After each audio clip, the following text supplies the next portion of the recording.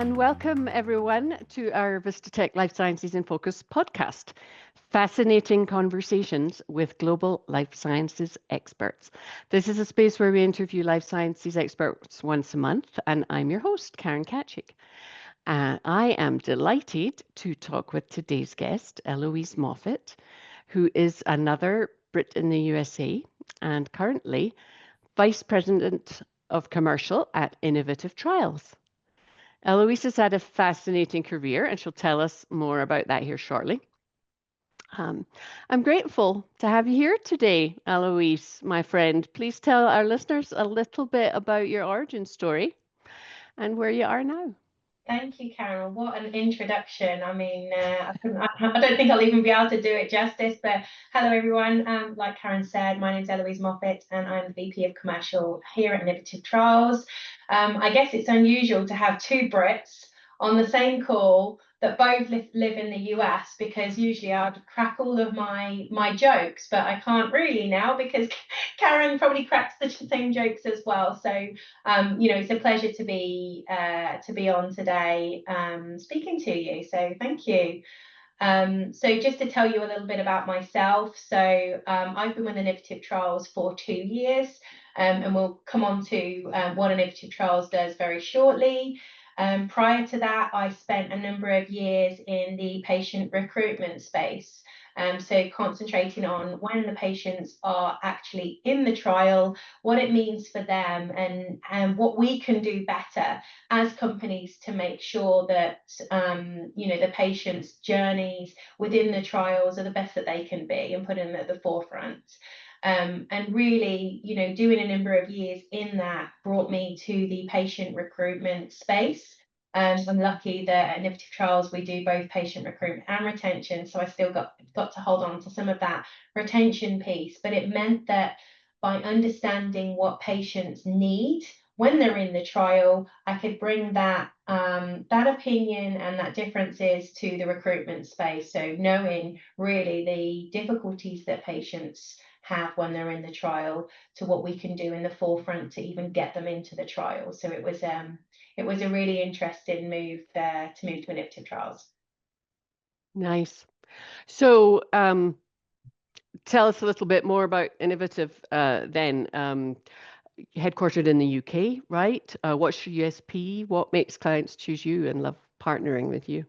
Sure, no, absolutely. So, yeah, you're right. Innovative Trials is headquartered in the UK. We also have an entity in the US. But I think that what makes us special is that we actually have people based in over 70 countries. So I think for us, we are the only patient recruitment and retention specialized vendor that's in that many countries. But it's one thing to be able to speak the local language, but understanding the cultural differences is really kind of like the core of what we do, and really makes a massive difference. And I think that, I'm sure, Karen, you can relate to this, like living in the US, being a British person, I was very naive all those years ago, thinking, well, we speak the same language, this is going to be extremely easy. It's an easy move to make rather than move into Spain or France. But boy, was I wrong. Culturally, it's very different. I'm learning the American ways, and likewise, I have team members in America that are also learning the British ways and the differences of those. And whilst it was unintentional, it's made my job a lot easier at Innovative Trials to basically teach internally and externally those kind of differences. So we work very much with, from a recruitment perspective, we work with the sites first of all. So we're providing one-on-one site support. So working with the sites in country, in the local language, so that, like, for example, in France, they're working with one of our French clinical enrollment managers and really discussing the challenges that they may foresee or are foreseeing already during the recruitment period of a trial. So they'll have that conversation with the clinical enrollment manager. And at that point is where we start to put in a site-specific recruitment plan. We look at different patient pathways. It might be that we're looking at HCP outreach as an example, really depending on what that individual site needs. Now, I say individual site again, because you could have like 20 sites in, I don't know, Germany as an example, but not all of those sites are going to want to work in the same way, and not all of them are going to be having the same challenges. So by working with the sites on an individual basis, that's really cool. The other two services that we have, I'll go into in just a moment, but the core of what we do here at Innovative Trials is very much relationship based. So yes, we believe in AI, we believe in technology, but everything that we do is very much specifically on having those conversations, which, you know, sometimes is often forgotten about, going to back to the basics and having those conversations. So with that in mind, the other service that we have is patient materials and digital advertising as well. So again, educating the patients right at the beginning to you know, what it means for them coming into a trial, but also the sites as well on how they would speak to those potential participants. And then our third service has two prongs to it, which is our navigator service. And from a recruitment perspective, that's a secondary level of pre-screening. So again, having those conversations with the potential participants.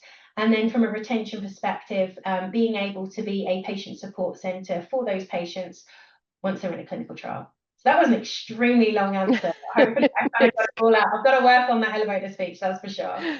Yeah, no, well, you know, I love what you said about cultural competency, right? We have that in common, of course, in what we do at Vistatec, and I think it's part of why you and I get each other, right? We get the cultural competency that it's part of what the companies that we're working for. It's at their core, and it's at the core of our lives as well, as you mentioned, right? Working out what Medicare or Medicaid or insurance companies do in the US versus working out how you get in with an NHS doctor in the UK. It's a different world, right? So we both well, once you've lived that bicultural, multicultural experience, it's much easier to well, to sell it, but I don't mean to be crass, but to be, you know, to want to be involved in this world, right? Once you've lived it, you know the problems that people are facing. So, yeah. So thank you for all that. Yeah, so I love that you've found this space that you can really you feel right in, right? That's important in life, right? We always our careers aren't always linear, and they don't always who knows where you're going to end up, but when you can get to a space where you can really support it like that, and it speaks to your own values, it makes it so much easier to be part of, doesn't it? Yeah, it does. And I think that, you know, especially when you're in a commercial role and a sales role, you know, it is, as a salesperson, you feel like, well, kind of what impact am I making, you know, because I'm just selling something. And I think being in this industry, and specifically, you know, in this space where we are kind of impacting patients. I know you guys, you know, from a translations perspective, hugely important, especially from that educational piece, because if it's not in the right language, then Yeah. you know, they're not going to understand it. So, you know, we massively get that. But I think that for me, I know that for our services are always helping both the sites, the patients, and then obviously the sponsors and the CROs to achieve what they're trying to achieve, are trying to get the drug to market. So to feel part of that, but also having those solutions that are helping patients along the way, kind of gives me a bit of a warm sense that actually something that I'm selling is for a good rather than just sale. Absolutely. Yes. So we first met back through our connections at Scope, the Summit for Clinical Operations Executives. For those of you who don't know it, that's a large conference, trade show for everyone involved in the clinical research space. There's a US version and a European version every year, and we've met more than once at the US version. So I've seen Innovative Trials make what I see to be a significant splash in terms of presence at the Scope conferences. Your approach to marketing is very creative. Presumably a lot of thought goes into that. It's part of your strategy. Can you tell us more about that as you're making why you do it that way? Love to hear more about that.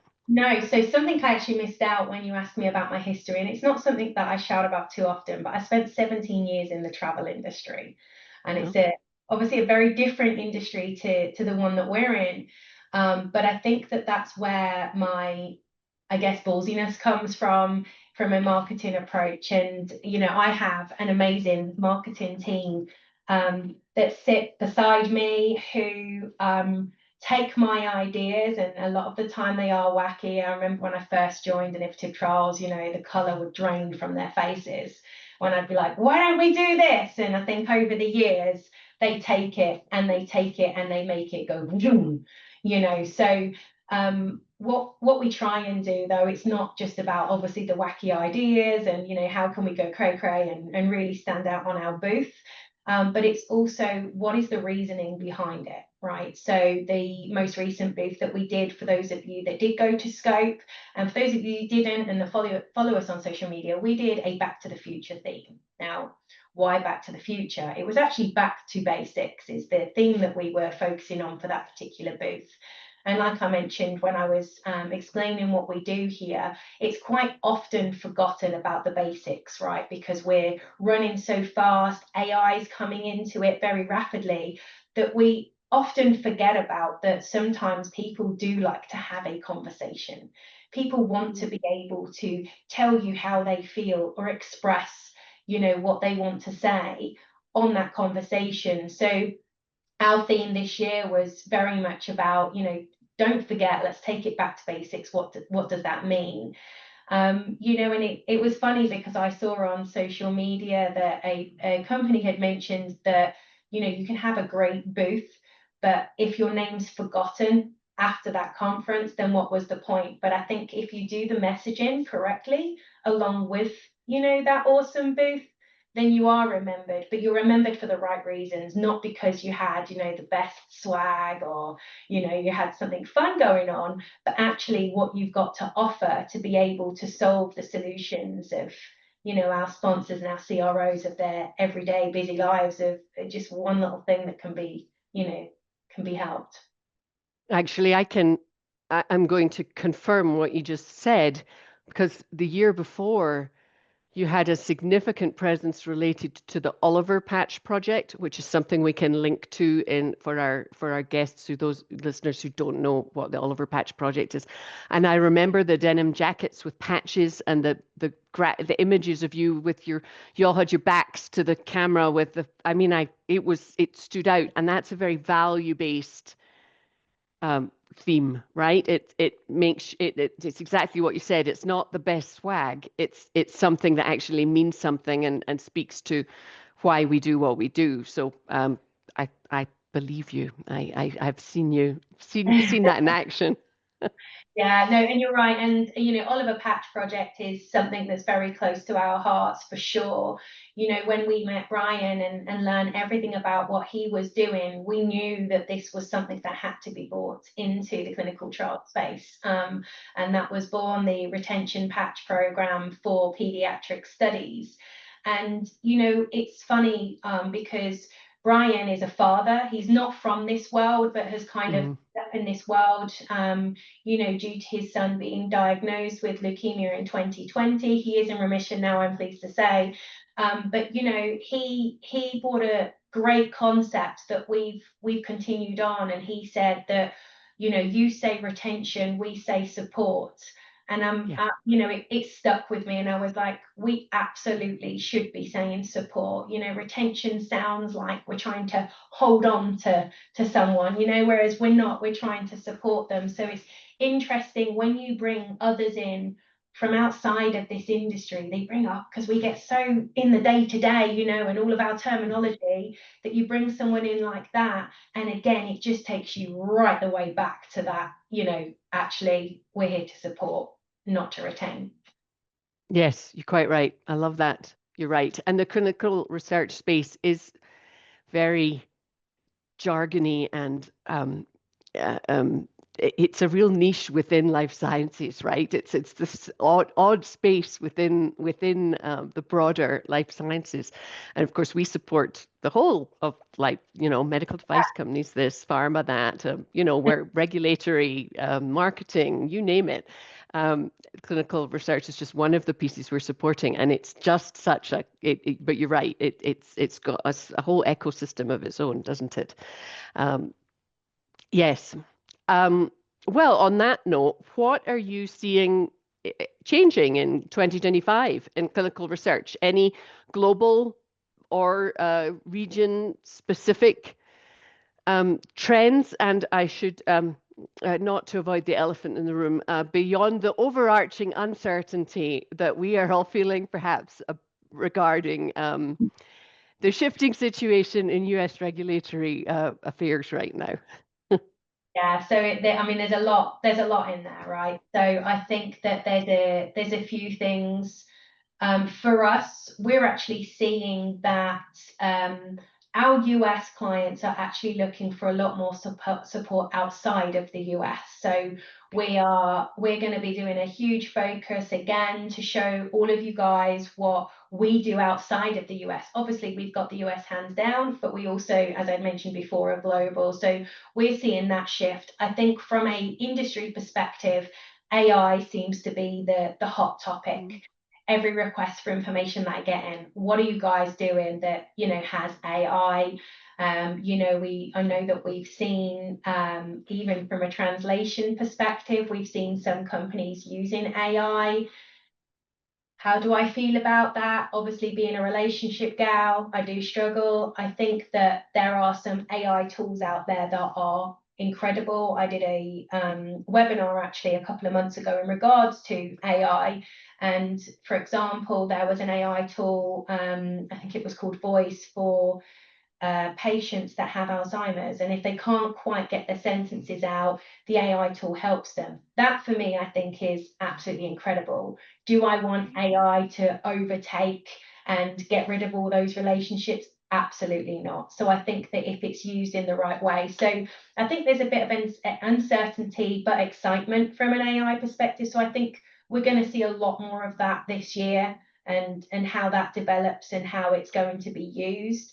And then, in regards to what's happening in the US, I think that we as an industry, and any industry actually, gets hit with multiple different things throughout, the year and whatnot. So it's kind of how you work with those. And I think that, the tariffs and all of everything else that's going on in the US at the moment, it's one of those situations that you just ride with it at the time, right? And we all work together to ensure that we continue to do what we do, and make sure that the trials aren't halted because of these situations. There's always a workaround. Right, you're quite right. I was encouraged, just when we met, in fact, in Scope this year in February, we had the guidance on diversity action plans in clinical trials had just been pulled from the FDA website because, of course, it related to DEI. And I understand that there's something else. It's been put back with some changes now. I think I haven't read the changes, but I remember at the time a lot of companies were just saying, look, it's good science to have diverse populations. We forget the political piece here. We need our patient populations to reflect the disease populations, and that's that. And I just remember being very encouraged at the time that people are just continuing on, right? You do the right thing. You do the right thing as far as you can, while all that's going on goes on around you, and then you see how it shakes out. I suppose somebody's profits will be affected somewhere, I imagine, but that's way above our pay grades, right? Yeah, and you are right. It was a grey cloud over the conference, but then there was little shines of rainbows, because there were people that are in diversity roles are saying, we carry on, we just continue doing what we're doing. Because again, diversity isn't a political issue or anything like that. It's, again, a science that's required, and to hear people saying we're just carrying on. We share the same sentiment. We're just carrying on. We're not going to take any focus out of diversity. It's something that we focus on as well, and it's something we will continue to do regardless of what happens in the news. Yep. And it wouldn't be a podcast in 2025 without mentioning AI, but you're right. There's a place for it. We see the same thing in our space. Yes, there are workflows, there are tools, there are uses for AI. For instance, we find that it's quite good for synthetic voiceover. If somebody has a lot of videos with a voiceover, it's quite a good we have a great human assisted solution that does include an AI piece, but you can't translate for a patient and not have a human handling the cultural competency and the register of the language and all the things. It's just you will fail. Companies will fail when they do that. So and yeah, we're as well. Some words can be translated in the wrong way, which could be incredibly offensive. Well, I know that when we get translations back, we do a 2-step QC, and it's again to make sure that because that patient's going to be seeing that document. And the worst thing you want is them being offended from the first. There's the offense, and then there's risk to life and limb, right? If they, there's the fundamentals there. Yes, no, well. Yes, well, there's good and bad players in every market, aren't there? The good and bad players in every domain. So we could talk for a long time, but we should probably let me ask you a last question. Is there anything? What would you like to share with our audience? Maybe an event you'll be at, or something you'd like to recommend, or any takeaways you'd like to share? Yeah, I mean, obviously, I always love talking to you. We talk for hours at conferences. So, first of all, thank you for doing this podcast with us. We're grateful. We love you guys. We love working with you guys. And, we will continue to do that. So thank you. Our next event for us will actually be SCRS in, I think, the end of September. SCRS is a special conference for us. We don't go to sell, we go to learn. So SCRS is specific for the sites, and we're celebrating our 15th birthday this year, and I'm sure that I can attest to that our services have changed massively over the last 15 years, and whilst the concept of the services haven't changed, we adapt depending on what the needs are from, for example, sites, and that conference is really important to us. So please do come and check us out. I think we've got a really cool booth number for this, and I hope I get it right because our marketing's going to kill us, but it's booth 911. So you can imagine the fun we're going to have with that coming up soon with our booth number.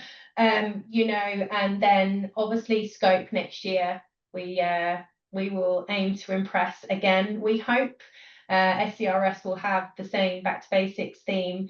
And then things will be shook up a little bit for Scope. So, and obviously I wouldn't be doing my job if I didn't say, please follow us on LinkedIn, Innovative Trials, like our posts, interact, and anytime if you need anything, then you are more than welcome to reach out to me.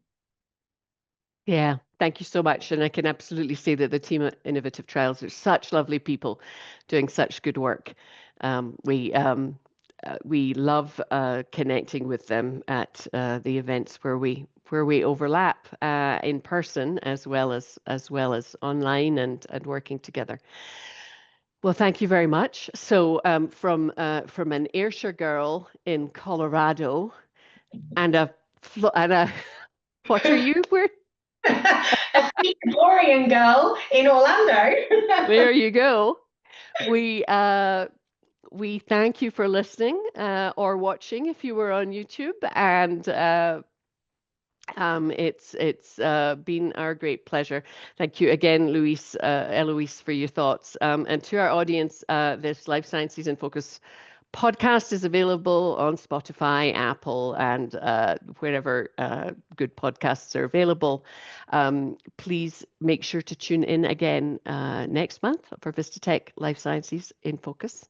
Fascinating conversations with global life sciences experts.